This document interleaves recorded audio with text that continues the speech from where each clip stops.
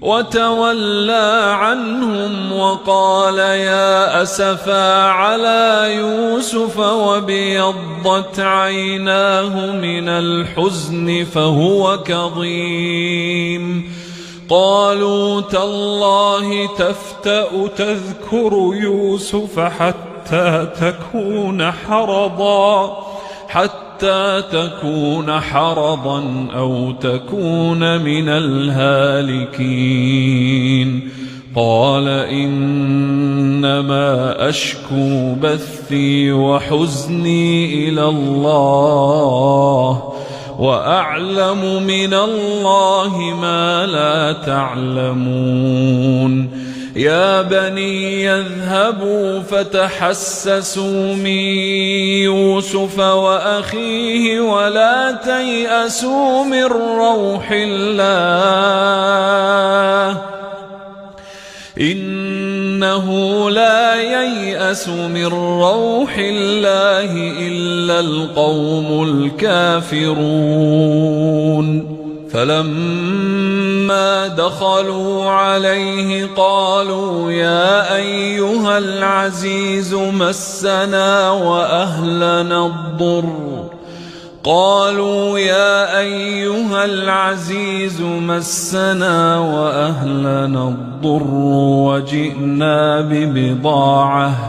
وجئنا ببضاعة مزجاة فأوف لنا الكيل وتصدق علينا إن الله يجزي المتصدقين.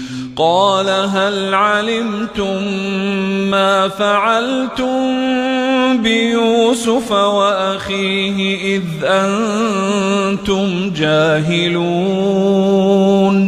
قالوا أئنك لأنت يوسف؟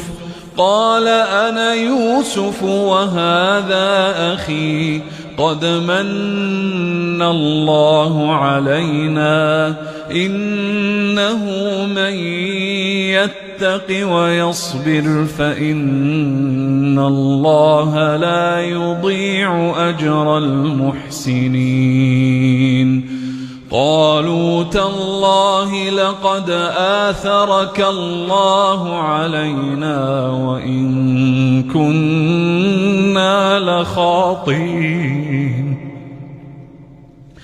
قال لا تثريب عليكم اليوم يغفر الله لكم وهو أرحم الراحمين.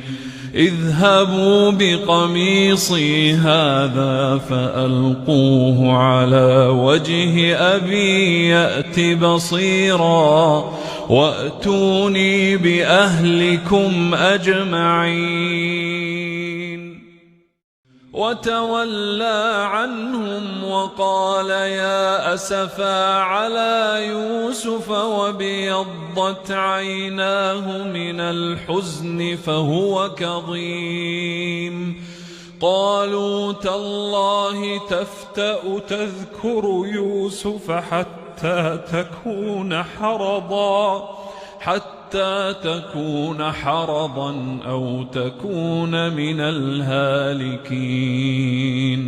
قال إنما أشكو بثي وحزني إلى الله وأعلم من الله ما لا تعلمون. يا بني يذهبوا فتحسسوا من يوسف وأخيه ولا تيأسوا من روح الله إنه لا ييأس من روح الله إلا القوم الكافرون. فلما دخلوا عليه قالوا يا أيها العزيز مسنا وأهلنا الضر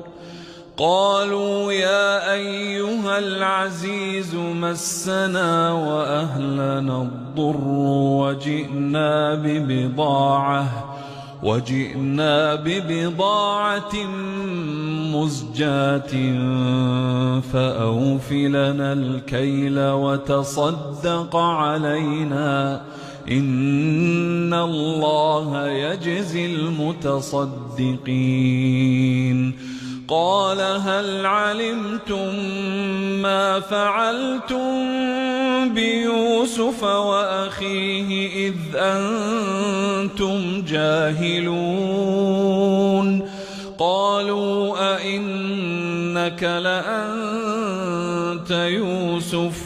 قال أنا يوسف وهذا أخي قد من الله علينا إنه من يتق ويصبر فإن الله لا يضيع أجر المحسنين.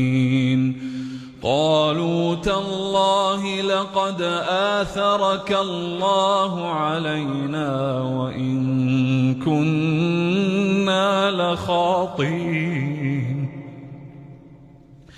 قال لا تثريب عليكم اليوم يغفر الله لكم وهو أرحم الراحمين.